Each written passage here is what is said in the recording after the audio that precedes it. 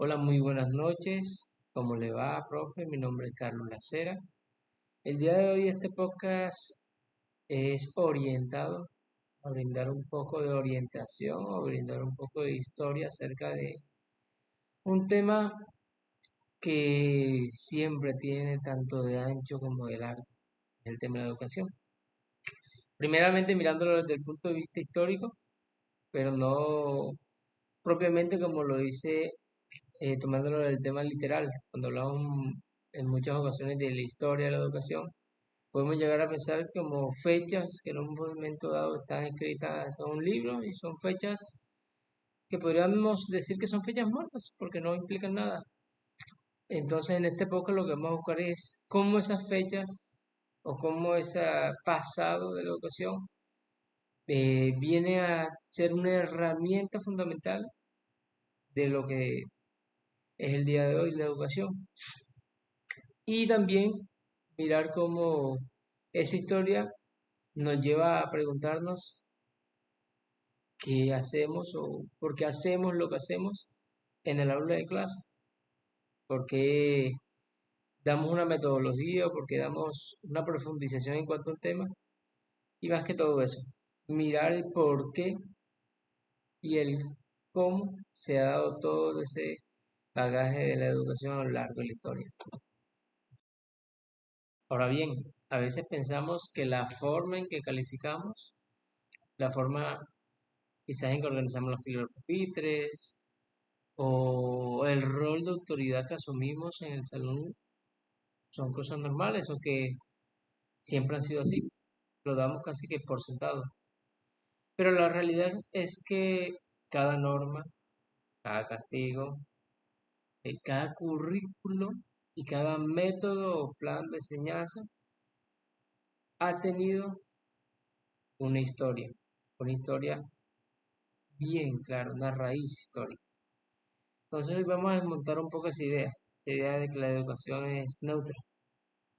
Entonces, para entrar en materia, hay que remontarlos a la escuela tradicional, más específicamente la escuela del siglo XIX.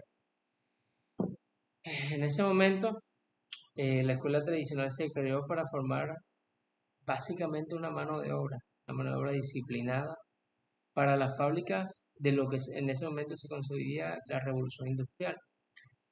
Básicamente lo que se necesitaba era gente que obedeciera timbres, que se quedara sentada alrededor de un lapso de tiempo de 8 horas, que no cuestionara la autoridad y que principalmente memorizara datos. Ahora bien, eso era en ese tiempo. La pregunta que nos podría generar esto a hoy es, ¿qué tanto de eso que se está implementando hace más de 200 años sigue en nuestras aulas de clase? Seguimos teniendo timbres de cambio de clase, pupitres mirando así que a la nuca del compañero y una obsesión por que el joven o el niño o el chico tenga esa memoria repetitiva. El profesor habla un lapso de tiempo, no sé, 45 minutos, 1 hora y media, dependiendo de la jornada que le brinden. Y el estudiante copia del tablero o de la pantalla. Es impresionante. Y aquí entra la historia. Hay un autor conocido como Paulo Freire, que llamaba esto la educación bancaria. Él indicaba o él decía que era básicamente ver al estudiante como una alcancía vacía, donde el profesor depositaba información.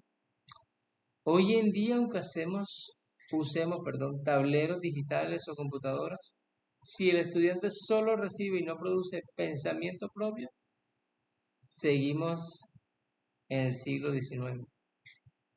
La historia nos demuestra que la estructura tradicional no buscaba mentes críticas, sino sujetos adaptados al sistema.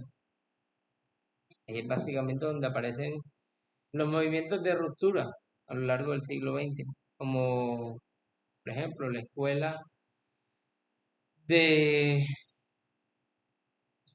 la escuela nueva de John Dewey, Montessori o de Clory. Ellos básicamente lo que decían era que el niño o la niña aprende siendo experimentado y resolviendo problemas de su entorno. Eso pues suena, así que genial, suena excelente en el papel. Pero cuando lo llevamos al contexto real, no es así. Muchas veces las reformas educativas, los proyectos educativos, las políticas educativas nos exigen innovación o trabajo por competencias, pero nos entregan instituciones con las mismas dinámicas regidas de evaluación. Nos piden que el estudiante sea crítico, pero si cuestiona la norma del colegio, lo sancionamos. Hay una contradicción directa entre lo que la teoría pedagógica históricamente ha ganado y lo que la burocracia escolar permite implementar. Como yo le digo, una cosa es la teoría o la política que se lleva en un papel, que se aprueba en un documento y que se pretende instalar en una aula educativa, y otra cosa es que eso en realidad se lleva a la práctica. Ahora bien, sumado a esto, la pedagogía crítica de autores como Henry Giroux o el mismo Freire nos exige entender que el profesor no es un simple técnico que ejecuta un libro de texto o una guía que manda el ministerio. El profesor es un actor político y social. Si no conocemos la historia de cómo la educación fue usada como herramienta de control o exclusión social, llegamos a correr el riesgo como docentes de ser cómplices de esas mismas exclusiones en el presente.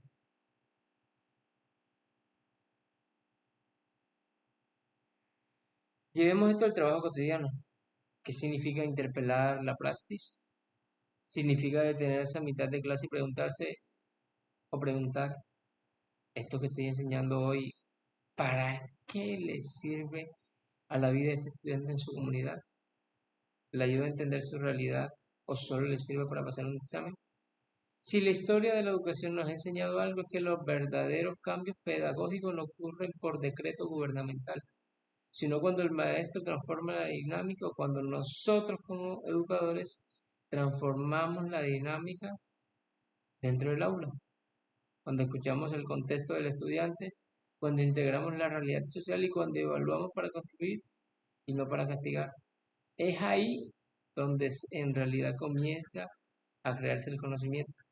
El conocimiento siempre tiene que estar en función no simplemente de brindar una teoría, un método teórico, sino que el conocimiento debe plantearse o debe estructurarse en función de la realidad o en función del entorno, en función de lo que se vive normalmente, ya sea ese joven o ese grupo de jóvenes, para que así de una u otra forma, ese conocimiento que se le brinde, ellos puedan ponerlo de forma práctica en su contexto y ahí sí se pueda generar el aprendizaje completamente.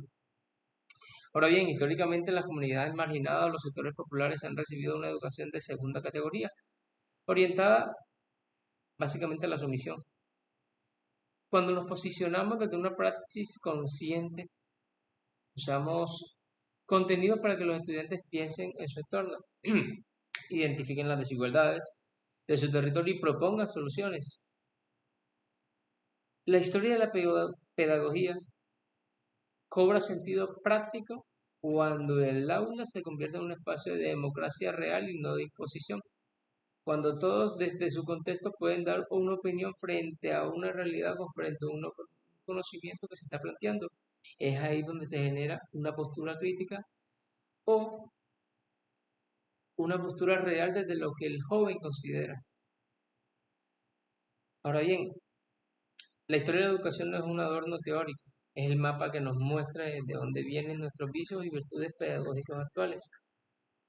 Por un lado, por el otro, la praxis pedagógica exige superar la improvisación y la mera repetición técnica, sino que requiere unir la teoría crítica con la acción directa en el contexto particular de nuestras escuelas.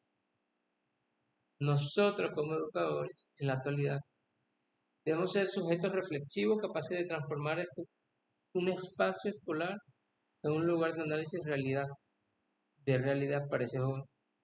La comprensión de la evolución histórica de la educación permite develar que muchas de las dinámicas actuales no son naturales, perdón, de las dinámicas actuales en el aula no son naturales, sino construcciones socioculturales diseñadas a partir de respuestas a modelos económicos específicos. Es por eso que diría que la verdadera praxis de la pedagogía, la verdadera praxis pedagógica, no consiste en la aplicación mecánica de metodologías activas, sino en la reflexión crítica constante sobre la intencionalidad de la enseñanza y su impacto en el contexto real del estudiante. Muchísimas gracias.